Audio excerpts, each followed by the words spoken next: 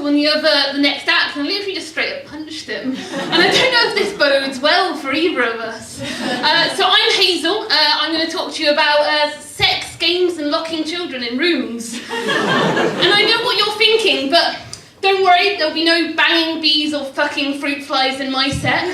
Just, normal human sex, the good, wholesome, uncomplicated kind. So I'm studying for a PhD. I'm actually in computer science, but I'm doing sex and relationship education. Yeah, I found myself a niche and I thrust myself right into it. If you're doing a PhD, or if you've done one already, can you give me an exasperated sigh? Yes, that's how it feels. Just one question. Does the existential dread ever go away? Who am I? What am I doing here? What's this impending doom? Am I going into anaphylactic shock? Oh God! So, what am I doing here? Well, at the end of my undergrad, I was trying to think about what to do next, and I was thinking, well, I quite like games, and I quite like sex, but I'm not particularly skilled at either of them. I guess I better watch what other people are doing and see what they're getting right, and then I'll be fine. But being in academia is terrifying, and not least the poor job market, because I work in an open plan office. Oh God, and for most people, that's just an exercise in how distracted and paranoid can you be at the same time. But it takes on a whole different meaning if you're as blind as I am. I am in this office researching sex with a giant monitor like this with giant text on it. Now picture the scene. You're quite nosy, and your slightly wacky colleague over there is reading a paper, and you're quite interested what she's doing. With a normal person, this might be fine. You'd have to get quite close and be creepy, things like that. But if there are 10 words on her screen, one of them is hacking and 2 of them are sex toys, things start getting kind of weird.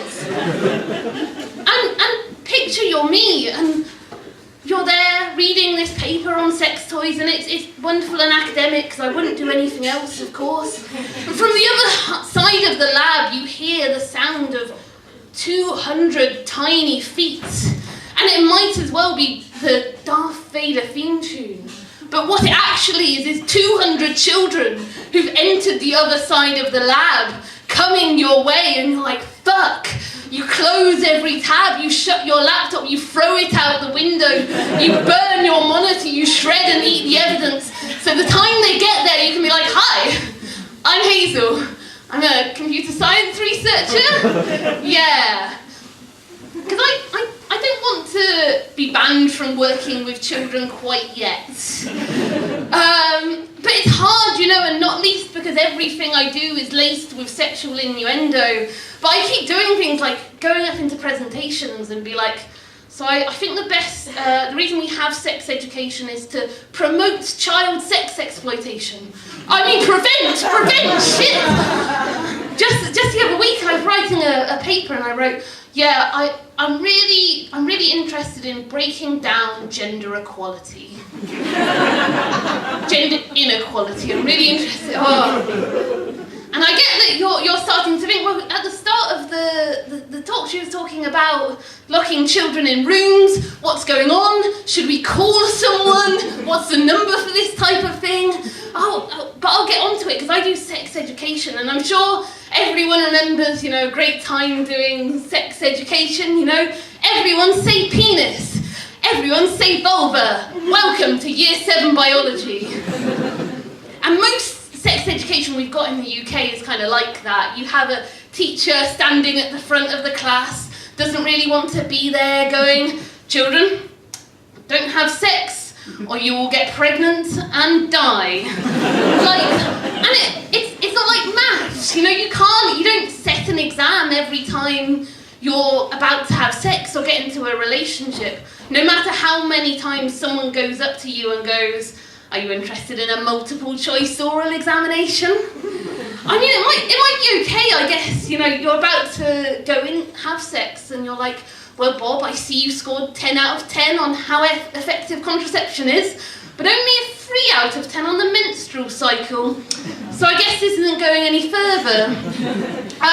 So in order to get away from this, I look at how we can have immersive sex education. That might start sounding a bit creepy, but let me go. What I'm not doing is going to children, okay, Johnny, go forth and bang someone and then come back and tell me what you've learned. No, I do escape rooms. Has anyone done an escape room? Give me a cheer. Yeah, some of you have done an escape room, mostly the people I've conned into doing them with me. So basically you solve a series of tasks and puzzles in order to escape a room. And we decided that this was fitting to learn about sexual health. Okay, don't worry. I engage in something called co-design. Co-design is a very tricky word that researchers use when what they mean is, wow, I really want to make something. But you know what? Making things is hard. I'm going to get other people to make things and then I'll put my name on the paper. Yeah. So we got these young people together and we sent them to an escape room. We said, now build your own around sexual health. And we learned a lot from what they were doing, you know. They were really interested in spotting the signs of a bad relationship through an escape room. And so we had a great escape the Tinder date scenario. It was wonderful.